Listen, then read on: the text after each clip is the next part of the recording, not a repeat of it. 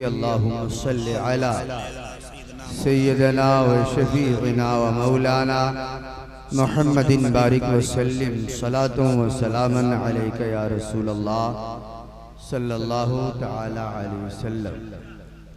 मोहतरम सामिईन, 9 बजे से जलसे की कार्रवाई बहुस्न खूबी चल रही है।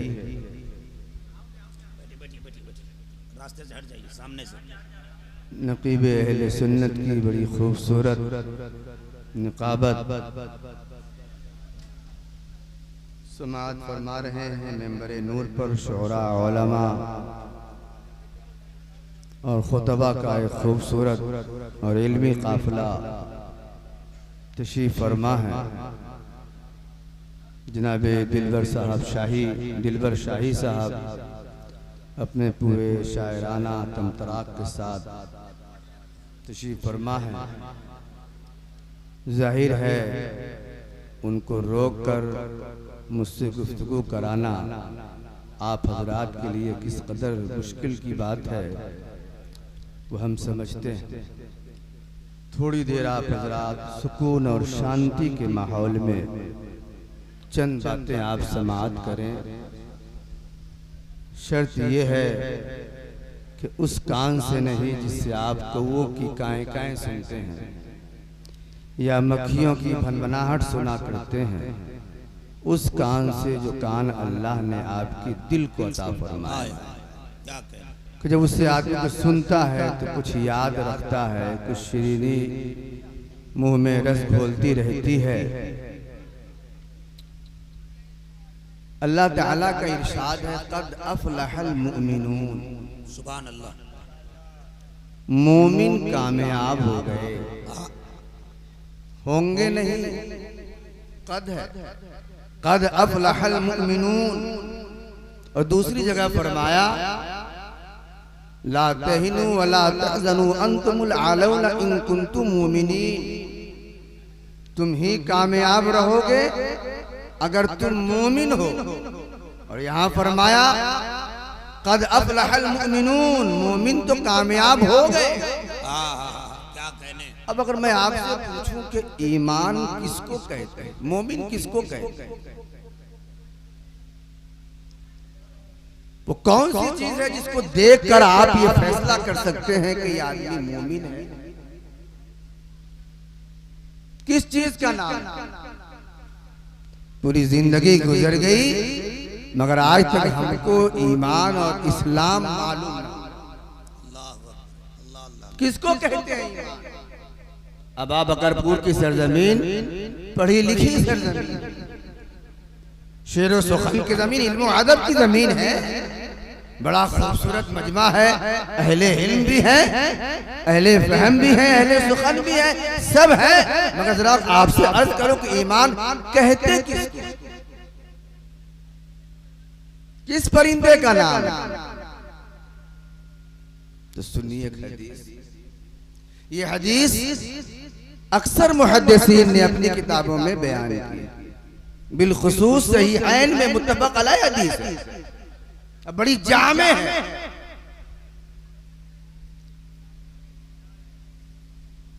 हदीस के रावी हैं हजरत उमर रज़ियल्लाहु ताला फरमाते हैं कि नबी करीम सल्लल्लाहु ताला अलैहि वसल्लम तशरीफ फरमा, सहाबा का मजमा था। एक साहब आए, हम लोग उनको पहचानते नहीं थे कि ये कौन है। वो मदीने के बाशिंदा नहीं थे, क्योंकि अगर मदीना के बाशिंदा होते तो कोई ना कोई पहचान। क्या बात। और फरमाते हैं हज़रत उमर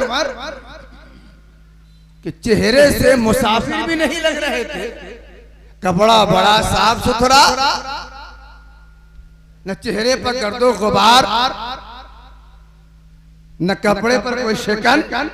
तो कपड़ा बताता था, चेहरा बताता था कि ये मुसाफिर भी नहीं। और हुजूर के दरबार में आए और इस शान के साथ आए कि हदीस शरीफ में आता है कि उन्होंने वो आए तो हुजूर के इतने करीब बैठे कि उन्होंने अपना घुटना हुजूर के घुटने से मिला दिया। वाह वाह वाह वाह, मिला दिया माशाल्लाह। और आते ही उन्होंने दो चार सवाल सरकार के दरबार में पेश कर दिए। पहला सवाल यह था, मल इस्लामो या रसूल अल्लाह। सुन रहे हैं कि नहीं आप? बहुत अच्छे, खत्म, बहुत अच्छे, जल्दी खत्म कर देते हैं, तो सुनते ही रहते हैं मेरी बात।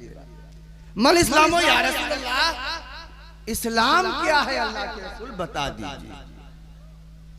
अल्लाह के रसूल ने इरशाद फरमाया, इस्लाम ये है कि तू जबान से कहे ला इलाहा इल्लल्लाह मुहम्मदुर रसूलुल्लाह, और ये कि तू नमाज पढ़े, रोजा रखे, हज करे, ज़कात दे। उन्होंने कहा सदक़ता या रसूल अल्लाह, आपने मेरे सवाल का जो जवाब दिया है आपने सही जवाब दिया। मैंने तस्दीक की। हजरत उमर कहते हैं कि मुझको बड़ा ताज्जुब हुआ कि बड़ा अजीब आदमी है, सवाल भी करता है और जवाब मिलने पर तस्दीक भी करता है, चूंकि ये तरीका ये नहीं है। फिर उसने उन्होंने दूसरा सवाल किया, मल ईमानो या रसूल अल्लाह, ईमान किसको कहते हैं? अल्लाह के रसूल ने फरमाया, ईमान ये है कि तू दिल से माने कि अल्लाह के सिवा कोई माबूद नहीं, और दिल से माने कि मोहम्मद सल्लल्लाहु अलैहि वसल्लम अल्लाह के रसूल हैं। बेशक, सुभान अल्लाह, सुभान अल्लाह। ये कि तू दिल से माने कि क़यामत बरहक है, दिल से माने तमाम अल्लाह के तमाम नबियों को, तमाम रसूलों को, तमाम किताबों को मरने के बाद दोबारा उठाए जाने को, और हर अच्छी बुरी तकदीर को दिल से माने, ये है। बेशक। कहा सदक़ता या रसूल अल्लाह, आपने सही कहा।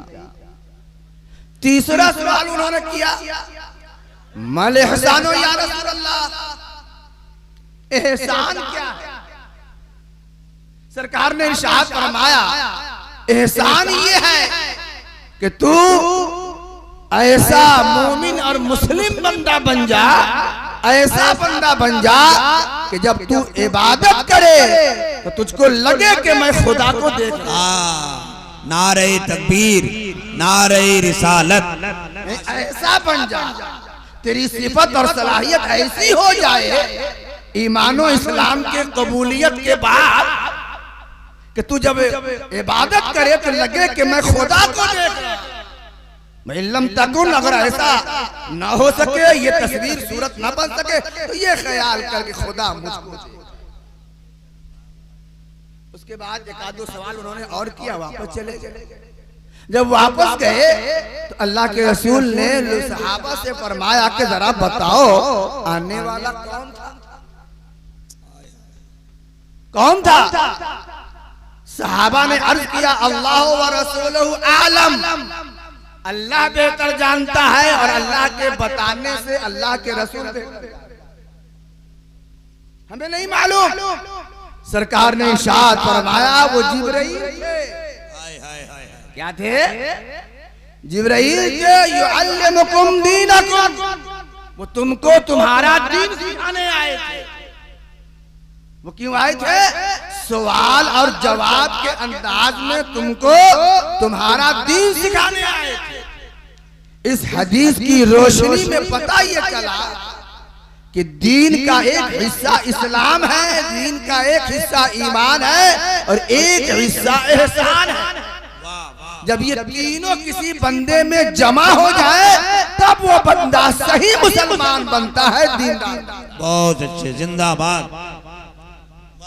खराबी ये है कि एक तबका, यानी इस्लाम जाहिरी अमल को कहते हैं, आप जो जबान से कहते हैं ला इलाहा इल्लल्लाह, ये ईमान नहीं है, ये इस्लाम है। जो दिखता है वो इस्लाम है। आप नमाज पढ़ते हैं, नमाज दिखती है, ये इस्लाम है। जाहिरी अमाल का नाम इस्लाम, और बातिन के दिल में जो अकायद है उसका नाम है इस्लाम। दिखता है, ईमान दिखता नहीं है। इस्लाम उसी न दिखने वाले ईमान की शनाख्त, पहचान है।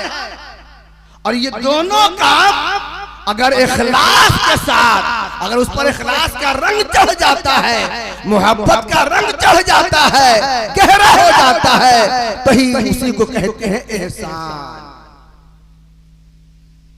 घर देखा आपने, पहले बुनियाद रखी जाती है, फिर उस पर दीवारें खड़ी होती है, फिर छत ढाली जाती है। बुनियाद घर की दिखती नहीं,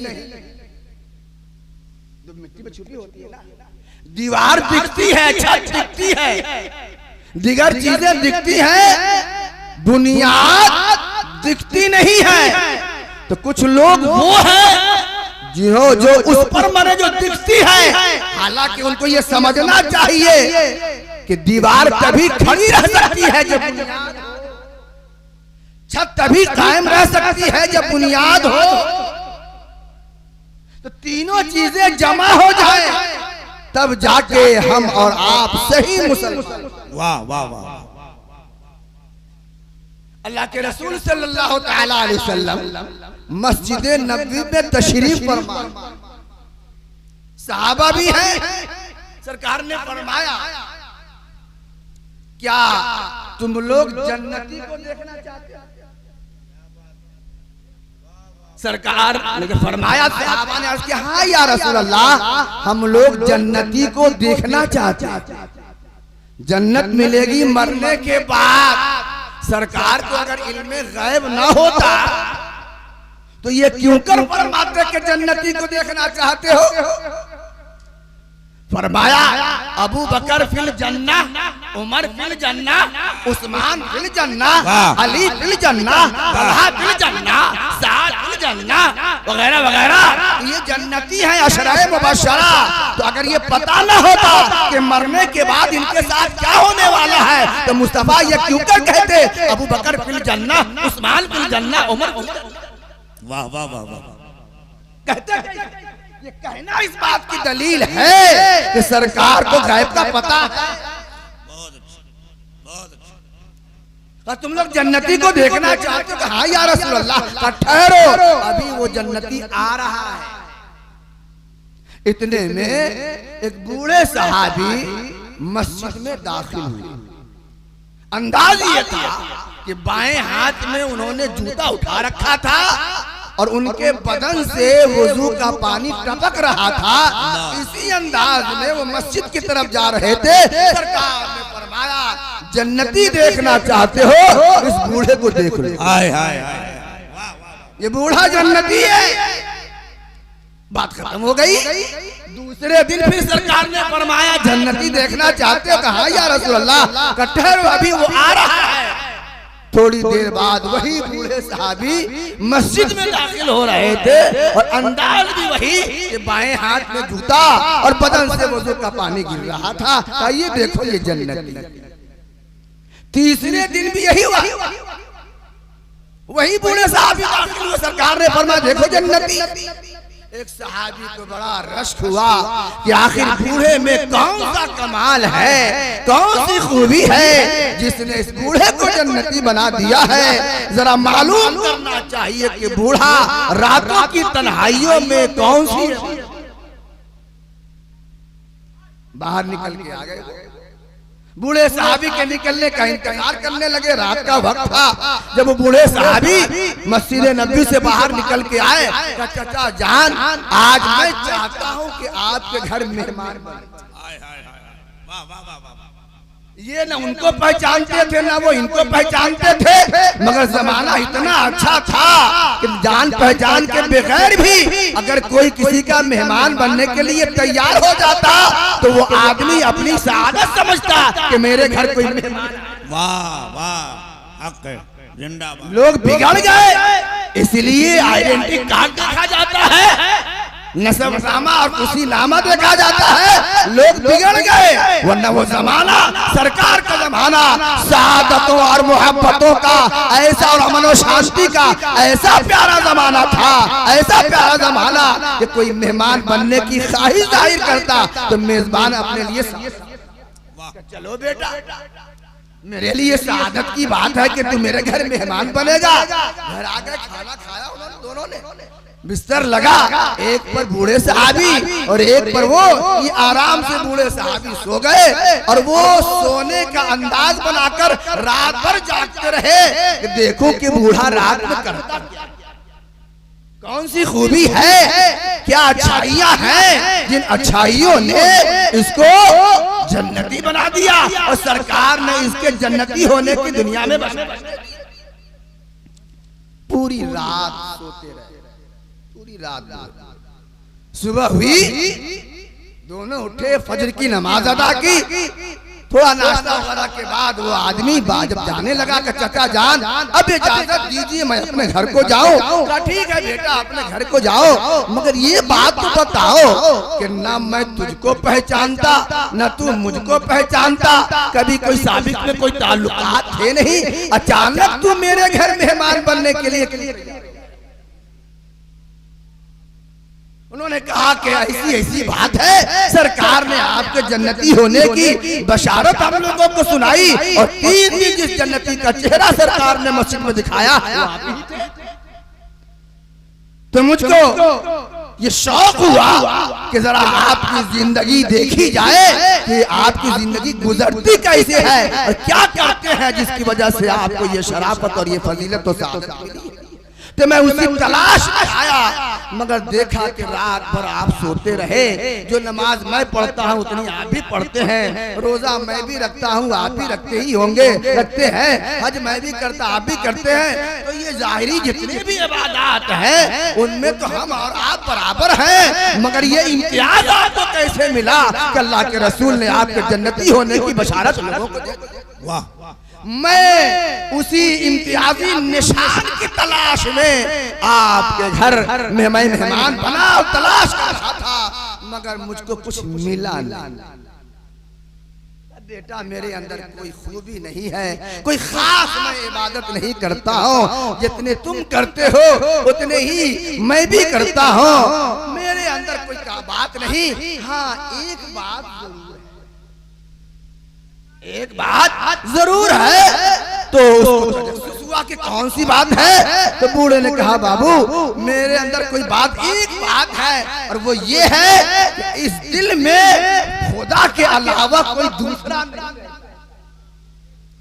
इस घर में इस दिल में कोई दूसरी चीज नहीं, न इसमें किसी के ताल्लुक से कीना है, न छल है, न कपट है, न गीबत है, न रिया है, न हसद है। इस दिल में सिर्फ मेरे खुदा का जलवा बसता है। बस समझ गया, यही वो सिफत है जिसने आपको जन्नत। नारे तकबीर, नारे रिसालत। करना चाहूंगा अजीजों, दोस्तों और प्यारे भाइयों, जरा हम और आप अपनी जिंदगी का मुहासबा तो करें। अगरचे हमारा जाहिर बड़ा अच्छा है, नमाजों की भी कमी नहीं है, कपड़े भी बड़े चिकने हैं, टोपी भी बड़ी अच्छी है, मदरसे भी आलीशान बन रहे हैं, सब कुछ हो रहा है, लेकिन जरा ये तो बताइए हमारा दिल भी साफ है? क्या हमारे दिल में खुदा व रसूल के अलावा और कोई दूसरा रहता है या नहीं? मुहासबा करना चाहिए। याद रखिए कीमत कपड़ों की नहीं होती है, कीमत उस डब्बे की नहीं होती है, कीमत डब्बा के अंदर जो माल होता है उसकी कीमत होती है। माल निकल जाता है तो डब्बा डस्टबिन में फेंक दिया जाता है। बहुत अच्छा पैगाम। बादाम खरीद के लाते हैं पिस्ता बाजार से 700 रुपए किलो, गूदा निकाला और छिलका डस्टबिन में डाल दिया।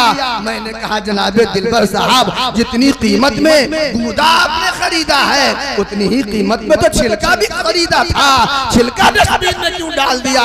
क्या मौलाना साहब दर हकीकत कीमत छिलके की नहीं होती है, कीमत गूदे की होती है। छिलका गूदे के साथ जब तक लगा रहा तो जितनी कीमत में मैंने गूदा खरीदा है उतनी कीमत में छिलका।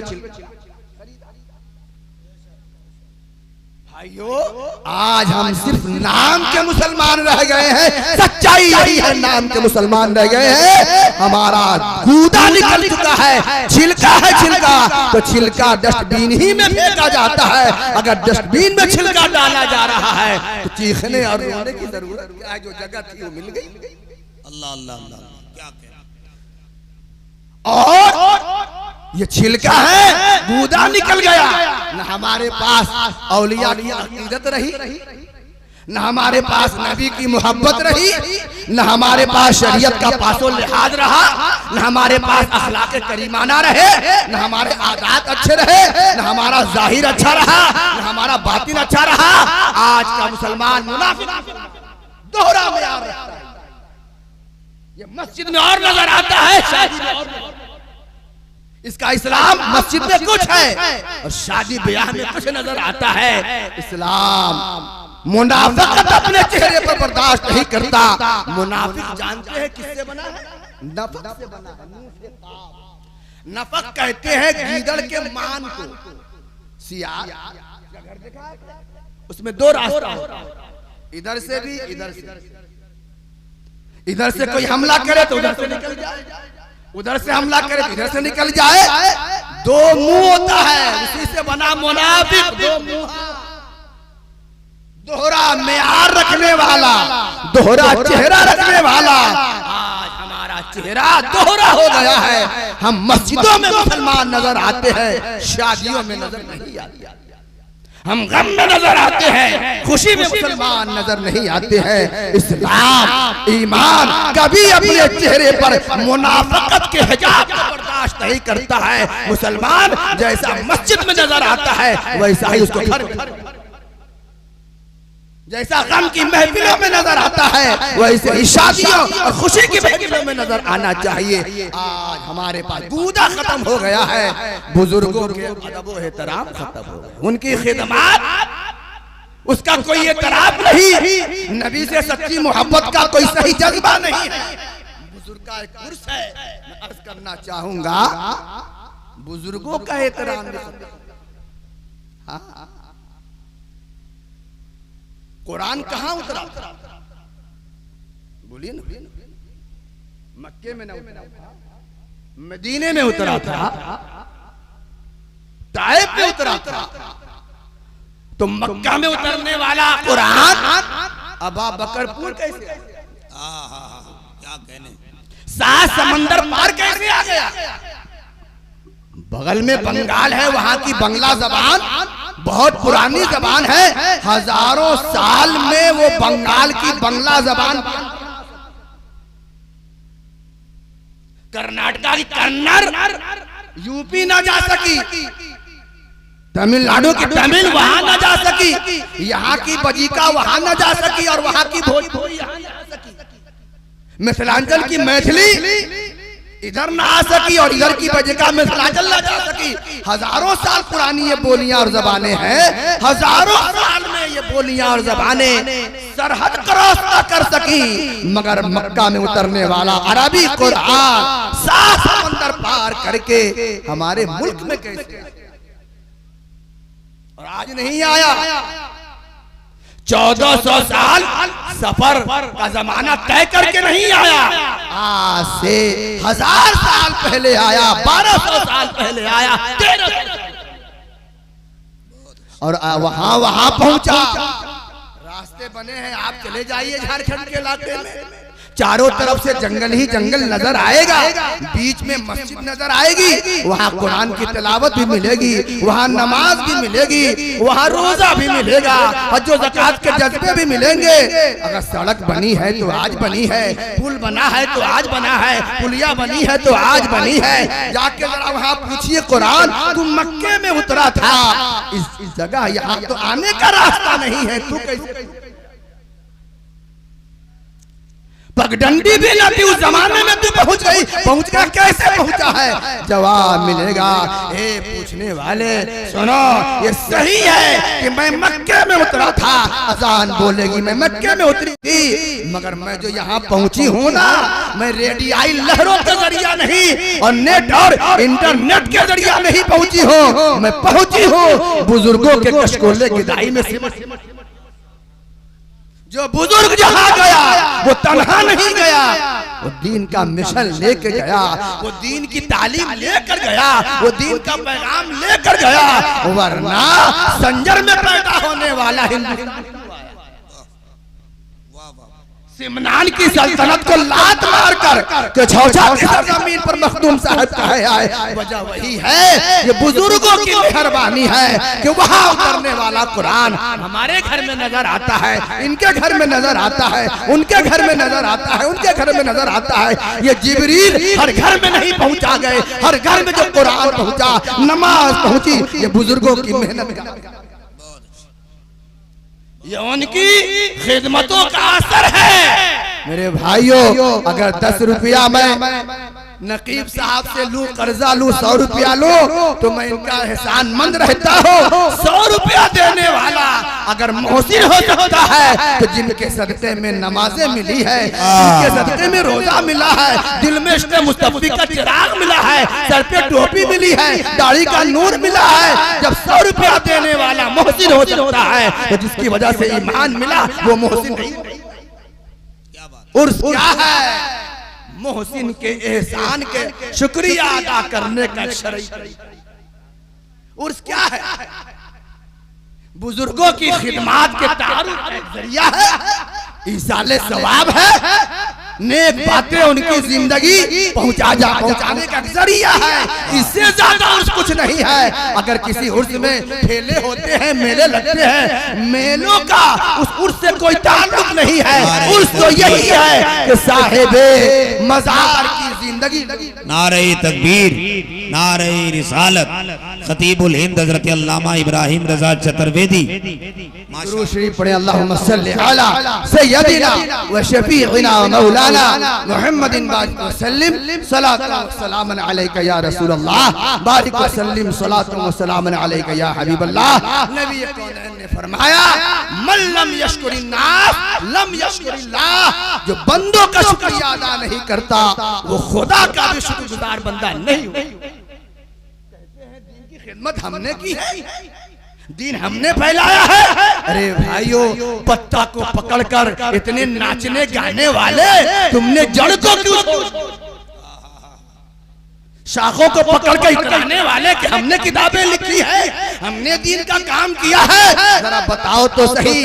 इतना ही तुझको अपने इल्म पर गुर्रा था तो जरा यहाँ की सरजमीन से ख्वाजा साहब को हटा दो, मखदूम साहब को हटा दो, महबूब इलाही को हटा दो, आला हजरत को हटा दो, शेख अब्दुल हक को हटा दो, सरकार तेरी अली को हटा दो और बुजुर्गों को हटा दो। बताओ तुम्हारे खाली दामन में क्या बचेगा? जैसे पहले ठंडन करते थे, आज भी वही करते रहते। आज तेरे घर में गलत या सही जो भी हो, नमाज नजर आती है, रोजा नजर आता है, बुजुर्गों की मोहब्बत या मरासी में इस्लाम नजर आते हैं। उन्हीं बुजुर्गों की मेहनत और मोहब्बत आए और असर। इसलिए सरकार को मालूम था एक जमाना ऐसा आएगा कि लोग कहेंगे हम अल्लाह के शाकिर बंदे हैं और मेरे नेक बंदों का शुक्रिया अदा न करेंगे। इसलिए सरकार ने फरमाया, मन लम यशकुरिन्नास लम यशकुरिल्लाह, जो बंदों का शुक्रिया अदा नहीं करता वो खुदा का शुक्रिया अदा नहीं करता। इसलिए मैं अर्ज करूंगा, ये बुजुर्ग हमारे मोहसिन हैं। अगर ना समझ में आए तो अकबर ने दीन इलाही कायम किया था और अपनी हुकूमत के जोर पर उसने दीन इलाही के इशाअत व फरोग के लिए सारा सामान कर रखा था। जरा बताओ, अगर वो सरहंद का वो मर्द कलंदर शायख अहमद सरहंदी बादशाह की आंखों में आंखें डालकर बातें न करता और बादशाह को सरनगू होने पर मजबूर न करता, तो बताओ आज तुम्हारा क्या हाल होता? तुमने बुजुर्गों को छोड़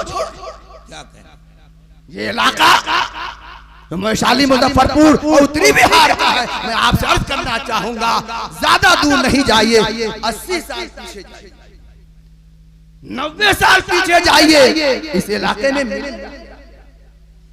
कच्ची मिट्टी के मकानात मिलते, खाने के लिए सही से रोटी, वो मकई और बाजरे की रोटी भी ना थी, जबा करने वाला तलाश करके लोग छुरी पढ़वा के रखा रखा करते थे, न कोई फातिहा करने वाला, न कोई सही से नमाज पढ़ाने वाला, न कोई सही से दीन की बात बताने वाला।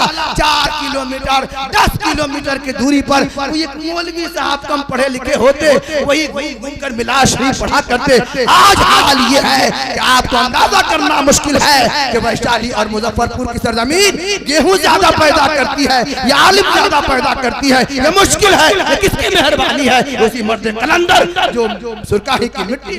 वाह वाह वाह, नारे तकबीर, नारे रिसालत, फैजाने तेगे अली शाह, उर्से शौकत अली शाह। याद रखिए, जो कौम अपने बुजुर्गों को भुला देती है, जो कौम अपने बुजुर्गों की तारीख से मुंह मोड़ लेती है, जो कौम अपने किए हुए काम को बनाकर पेश करके बुजुर्गों के काम पर गिलाफ डालना चाहती है, वो कौम कभी कामयाब नहीं हो सकती है। तुम्हारी रगों में खून दौड़ रहा है, ये तुम्हारे बाप का असर है, तुम्हारे शाख हरे भरे हैं, ये जड़ का असर है। जड़ देख,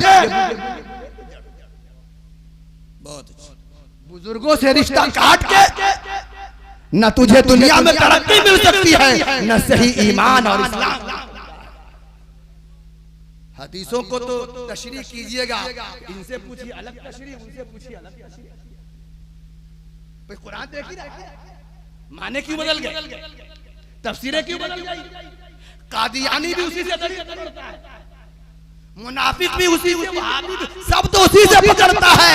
इसलिए और तफसीरों और हदीसों को समझने का सही रास्ता यह है कि बुजुर्गों से समझा जाए, अल्लाह के वलियों से समझा जाए,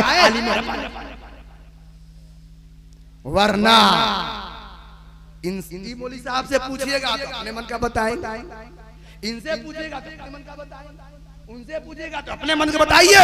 इसलिए वहां से पूछिए जहां ये झमेले नहीं थे। पूछना है किसी कुरान की आयत की तफसीर तो आला हजरत से पूछो, गौसे पाक से पूछो, आला हजरत को गौसे पाक से पूछो जो आज से 800 साल पहले 1000 साल पहले के बुजुर्ग हैं। खाजा साहब से पूछो, इमाम राजी से पूछो, इमाम गजाली से पूछो, ये तो वो लोग हैं।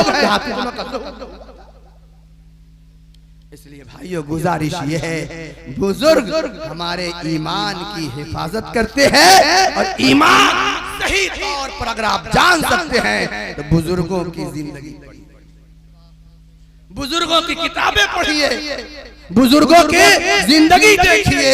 अल्हम्दुलिल्लाह जो बातें आपको किताबों में मिलती हैं वो बातें अमली सूरत में बुजुर्गों की बारगाह में मिल जाएगी।